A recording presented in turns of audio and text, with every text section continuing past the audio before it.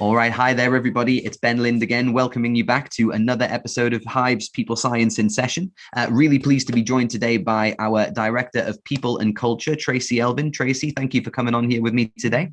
Pleasure, absolute pleasure. Thank you for inviting me, Ben.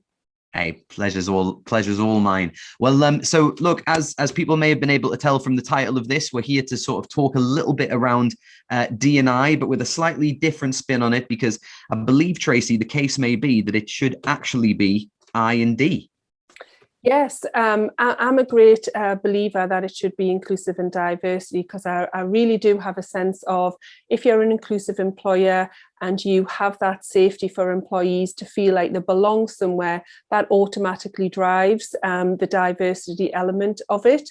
So from my perspective, I would always be encouraging organisations to think about the broader context of how you make your workplaces and your workplaces inclusive within a remote setting or an office setting, which will then drive that diversity element of it. Do you think that sometimes with organizations, the sort of focus on diversity is because they feel a need to sort of think about people who aren't yet in the business and look to bring them in? Whereas if you were to actually focus on the inclusivity element of it, you would actually be able to get more out of the people that were already within your business, and then perhaps, I suppose, increase that representation so that other people felt like yours was a place that they could come to over Yeah. time. Yes, I do. I agree with that, Ben, actually. And I think just to build on that point, I always have the lens from both an internal and an external perspective on it. So, if you are putting messages out there about being diverse, people will question, well, what does that really mean then? And what does it mean for you? Whereas in your messaging and your language that you have internally and externally will automatically tell you whether you're an inclusive workforce, or you get a sense of that workforce being inclusive. So I think it's all about the positioning and the messaging around that. And it's just, for argument's sake, something little about, if you're putting an advert out for, you were recruiting, it would be the tone of that voice within the organization and what represents your brand, which will engage somebody moreover than you saying, you've got a 2-tick symbol that you represent diversity. I think it all goes back to the messaging for me. I think that makes a lot of sense. And I think kind of recruitment is sort of one of the, I think, most, I suppose, widely applied contexts that you see something like this. I mean, I think cynical people can look at sort of more of diversity efforts and think like businesses do make a big deal out of it. And so that sometimes that spills a little bit into kind of marketing rather than kind of in the kind of people and HR arena. I think that one hand very much washes the other in that regard. But so say if an organization, if people are watching this, Tracey, and they're thinking, what's a couple of ways that I can look to dial up on my, inclusivity efforts, how would you think they would start to, I guess, find out a little bit, put the feelers out to their workforce and see how they were doing? Well, my suggestion would always be then take the temperature check by running some form of survey within the business. And, it doesn't have to be a huge survey. It can be, a set of 10 questions just to get a feel for what do our employees actually think. Because sometimes, we've all got very busy jobs and very busy things going on. Sometimes you can get a little bit removed from kind of what your perception is about how your workforce is doing versus what it actually is. So I would always recommend do a survey, get a real true reflection of how when people and the employees see you and feel about you and what you're doing to make that inclusion, and then build your strategy from that kind of stake in the ground position. So you'd want to be kind of assessing kind of questions around people's sense of belonging and things like that. Indeed, I would. Yeah, I would be asking them around if, how do how does Hive make you feel you belong? Just questions around that, and what opportunities do they feel that they get a lot of opportunities within the business? Do they feel included? Do the 10 focus groups? All questions around that nature, which will give you a sense of whether your environment is really inclusive and you're collectively working together across teams and within a function. I think it's an interesting line of questioning. I mean, it occurs to me just to ask, do you think perhaps businesses or indeed, I suppose there's a blend of responsibilities really, but I would say that, do you think that perhaps businesses out there by and large could do kind of more to speak to their workforces and their employees about, I suppose, a base level of inclusivity that they can expect? Because, granted, I'm sort of, still relatively, new to this arena in context, and yet it's this particular idea of, you almost have this inherent feeling that you should feel included. I think a lot of people don't share that, speaking as a, straight white man. I know that this is particularly privileged ground from which I'm speaking, but, at the same time, I've never, other than Hive, where it's kind of been, we have talked around it. I've never worked in a business that would maybe set out their commitment to us as a workforce as it related to inclusivity. So do you think a business might need to do a bit of groundwork in upskilling their people about what they should expect in relation to questions like this?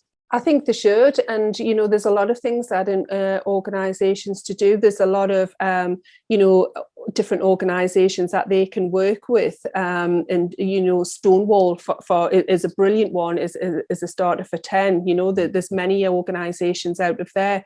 And I would always encourage them to think about any partners that they're working with. What are their partners representing within their, and who they work with, and how are they seen? Because it's a reflection of that organization in terms of who you work with and who you connect with. So I would always say that make sure that they're aligned to your thinking and it is what they want to do as well. Mm-hmm. So again, Stonewall, question around that, and I think I would start opening up the agenda around what do you need to do as an organization. We all have biases. So unconscious bias is a great way to kind of just start changing the metric or changing the dial on it, for want of a better term, around how people see themselves and how they see they're behaving. It creates a level of self-awareness for those individuals because they might be doing what they've always done. Mm-hmm. I think that if I was to play kind of devil's advocate for a moment, I can imagine certainly there is this scenario possibly has happened, that there has been, the practitioner has kind of maybe seen a webinar like this, or perhaps kind of understands, not a webinar, a talk like this, but or perhaps kind of understands the benefit from previous experience, and it's something that they would like to embrace. However, perhaps there are other members of the executive who might feel like this is a particularly scary rock to pick up and try and look underneath.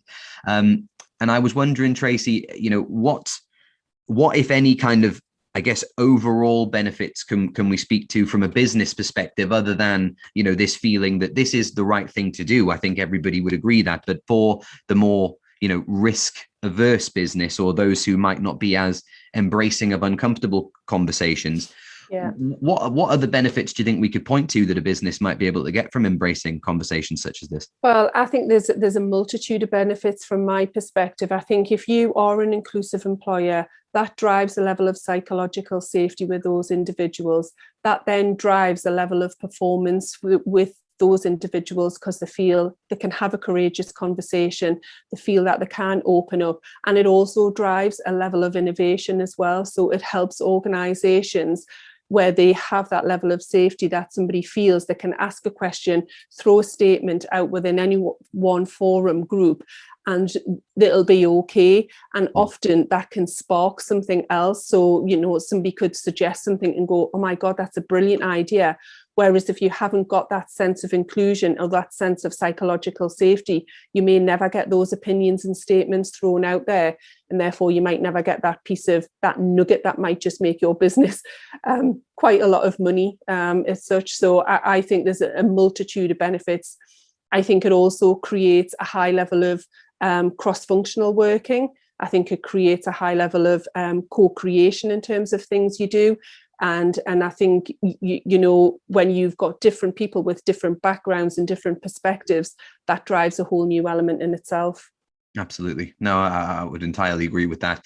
And I think that, just while you were talking about sort of that psychological safety and creating that environment where people can feel, like it is a safe place to raise a hand or bring an idea to the table and things like that, it occurs to me that, excuse me, that this is something that really, originates, for want of a better phrase, at the top of an organization, but it is a culture, it is a behavior, it's an attitude that needs to be lived throughout the entire organization, right? Yes. So it's, it can come from sort of the top floor, as it were, Yeah. but then that needs to be lived through, Yeah. levels of management, and make sure that it is, still reaching everybody in its purest form as it's been devised.